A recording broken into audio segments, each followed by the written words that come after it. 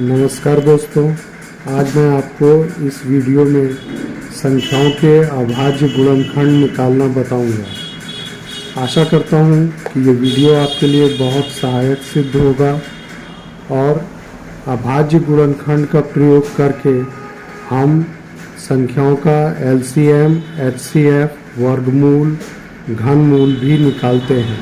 और बहुत से छात्र और बहुत से लोग LCM और HCF निकालते समय अभाज्य गुणनखंड में बहुत सी गलतियां कर देते हैं। तो सबसे पहले हम ये जानना चाहेंगे कि अभाज्य संख्याएं कौन सी होती हैं।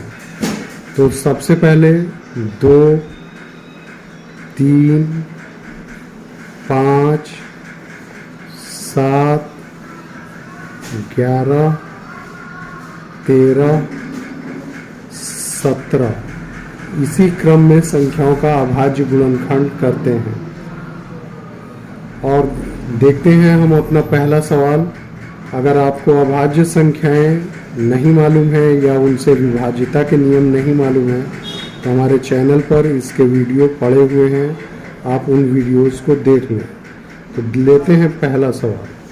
पहला सवाल है 6300 का अभाज्य गुणनखंड करना है।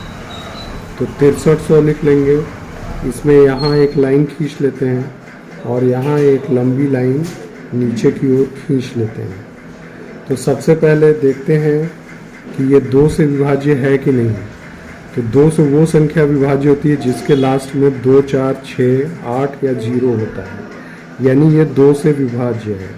तो 2 से भाग करेंगे, 2 का भाग 6 में करेंगे तो 2 तिहाई 6, फिर 3 में 2 एकम 2, 1 बचा, 1 के आगे 0, 10 हुआ, 2 पंचे 10 और ये लास्ट में 0 उतर जाएगा।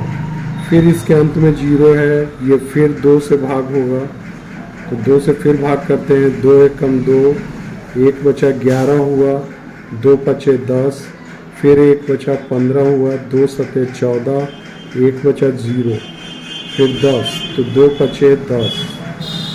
फिर अब ये 2 से विभाज्य नहीं होगा तो इसको 3 से देखेंगे। तो इस संख्याओं के अंकों का जोड़ अगर 3 से भाग हो जाए तो 1, 5, 6, 7, 13 और 5, 18। 18 3 से विभाज्य है, इसलिए ये संख्या 3 से विभाज्य होगी। तो 3 का पहाड़ा पड़ेंगे, 3 पचे 15, 3 दूना 6, 1 बचा, 1 के आगे 5, 15 हुआ तो 3 पचे 15। फिर इसके बाद आप इसको देखेंगे तो 5, 2, 7, 5, 12, 3 से भाग हो रहा है, इसलिए ये संख्या भी 3 से भाग होगी। तो 3 एकम 3, 2 बचा, 2, 2, 22, तो 3 सते 21, 1 बचा, 1 के आगे 5 यानी 15, तो 3 पचे 15। अब 1, 7, 8, 5, 13, 13 3 से विभाज्य नहीं है, यानी अब ये 3 से विभाज्य नहीं होगी। तब इसको फिर 5 से देखेंगे तो 5 से ये भाग हो जाएगी क्योंकि इसके अंत में 5 है। तो 5 से 5 तिहाई 15, 2 बचा, 2 5 25, तो 5 पचे 25। फिर इसके अंत में 5 है तो ये फिर 5 से विभाज्य हो जाएगी, तो 5 सते 35। और फिर अब अंत में ये 7 से विभाज्य है तो 7 एकम 7, तो अंत में 1 आ गया। अब इसके अभाज्य गुणनखंड लिख लेते हैं। तो 6300 के अभाज्य गुणनखंड इन सभी को हम गुणा के रूप में लिख लेंगे। तो 2 गुणे 2, 2 बार है 2, तो 2 गुणे 2 लिख लिए। फिर 3 है 2 बार तो 3 गुणे 3 लिख लेते हैं। फिर 5 है 2 बार तो 5 गुणे 5 लिख लेते हैं। और फिर अंत में 7 है 1 बार तो 7 को लिख लेते हैं। इस प्रकार से 6300 के अभाज्य गुणनखंड हो गए हैं। अब इनको हम घातों के रूप में लिख लेते हैं। 2 2 बार है यानी 2 की घात 2 गुणे 3 2 बार है तो 3 की घात 2 गुणे 5 2 बार है तो 5 की घात 2 और 7 1 बार है तो गुणे 7। तो इस प्रकार से इसका अभाज्य गुणनखंड हो गया। संख्याओं से विभाज्यता और भाज्य अभाज्य संख्याओं का वीडियो अगर आपको नहीं देखा है आपने तो उसको हमारे चैनल पर ज़रूर देखें। तो अब लेते हैं एक और उदाहरण ताकि हमको अच्छी तरह से अभाज्य गुणनखंड करना समझ में आ जाए। तो इसमें अंत में 6 है तो 2 से भाग होगा, 2 एकम 2, 2 तिहाई 6, 2 दूना 4 और 2 तिहाई 6। अब इस तरह ये 2 से भाग हो गया और इसके अंत में 3 है, इसलिए ये 2 से भाग नहीं होगा। अब इसको जोड़ कर देखते हैं कि 3 से भाग होगा कि नहीं। 1 3 4 2 6 3 9, 9 3 से भाग हो जाएगा, इसलिए ये भी 3 से भाग होगा।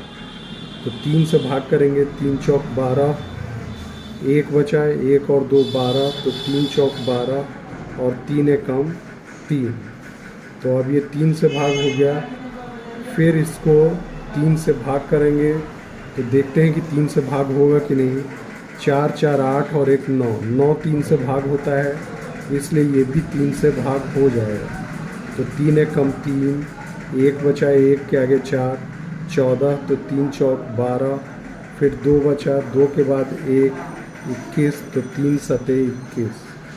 अब ये फिर जोड़ेंगे तो 1 4 5 7 12, 3 से विभाज्य है, इसलिए ये भी 3 से विभाज्य होगा। तो 3 चौक 12, 2 बचा 27, तो 3 9 27। अब ये 3 से विभाज्य नहीं होगा और इसके अंत में 0 या 5 नहीं है, तो 5 से भी विभाज्य नहीं होगा। अब ये 7 से विभाज्य होगा, तो 7 सते 49, फिर 7 से भाग करेंगे तो 7 एकम 7। तो इस प्रकार 2646 के अभाज्य गुणनखंड अब इनको गुणे के रूप में लिख लेते हैं। तो 2 है 1 बार, गुणे 3 है 3 बार, तो 3 गुणे 3 गुणे 3 गुणे 7 गुणे 7। अब इसको हम घातों के रूप में लिख लेंगे। तो 2 की घात 1 ही है तो 1 लिख देते हैं, गुणे 3 की घात 3 है 3, गुणे 7 की घात 2। इस प्रकार से इसका अभाज्य गुणनखंड हो गया। तो अब देखते हैं एक और सवाल अभाज्य गुणनखंड करने के लिए। तो यहाँ अंत में 0 है, इसलिए ये 2 से भाग हो जाएगा। तो 2 दूना 4, 1 बचा, 1 के आगे 0, तो 2 बचे 10, फिर 4 में 2 दूना 4 और ये 0। अब अंत में 0 है तो ये फिर 2 से भाग होगा, तो 2 से भाग करेंगे, 2 एकम 2, 2 दूना 4, फिर 1 बचा 12, तो 2 छक 12 और अंत में 0 है तो 0। फिर 0 है तो 2 से भाग होगा, तो 2 छक 12, फिर 2 तिहाई 6 और फिर अंत में 0 है तो 0। और फिर 2 से भाग होगा तो 2 तिहाई 6, 2 एकम 2, 1 बचा, 1 के आगे 0, 10 हुआ, तो 2 बचे 10। अब 2 से भाग नहीं होगा। आप देखेंगे कि ये 3 से भाग होता है कि नहीं। तो 3 1 4 5 9, अंकों का योग 9 है, इसलिए ये 3 से भाग होगा।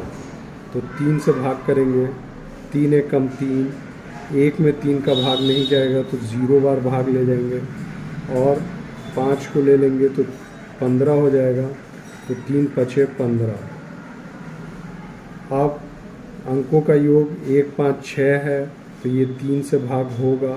तो फिर 3 से भाग करेंगे, 3 तिहाई 9, 1 बचा, 1 के आगे 5 15, तो 3 पचे 15। अब फिर ये 3 से भाग नहीं होगा। अब इसको 5 से भाग करेंगे, तो 5 से इसको भाग करते हैं, तो 5 सते 35 और फिर अंत में 7 से भाग करेंगे, 7 एकम 7। तो इस प्रकार से 5040 के अभाज्य गुणनखंड लिख देंगे। इस प्रकार से इसको लिखते हैं।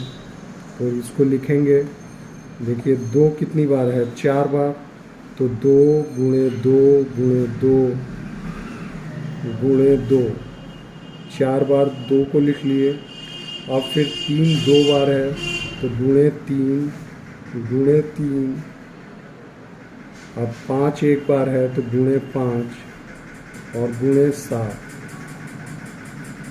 अब इसको लिख लेंगे तो 2 की घात 4 गुणे 3 की घात 2 गुणे 5 गुणे 7। तो इस प्रकार से 5040 का भी अभाज्य गुणनखंड हो गया। तो ये अभाज्य गुणनखंड आपकी 10वीं की परीक्षा, बोर्ड परीक्षा के लिए, HCF LCM निकालने के लिए या वर्गमूल घनमूल निकालने के लिए बहुत महत्वपूर्ण है। आशा है कि ये वीडियो आपके लिए सहायक सिद्ध होगा। अगर आप इस चैनल पर नए हैं तो चैनल को सब्सक्राइब कर लें ताकि आगे आपको LCM HCF वर्गमूल घनमूल भी देखने को मिले और अच्छी तरह से आपको समझ में आए। अगर वीडियो पसंद आया है तो वीडियो को लाइक करें और शेयर करें। धन्यवाद।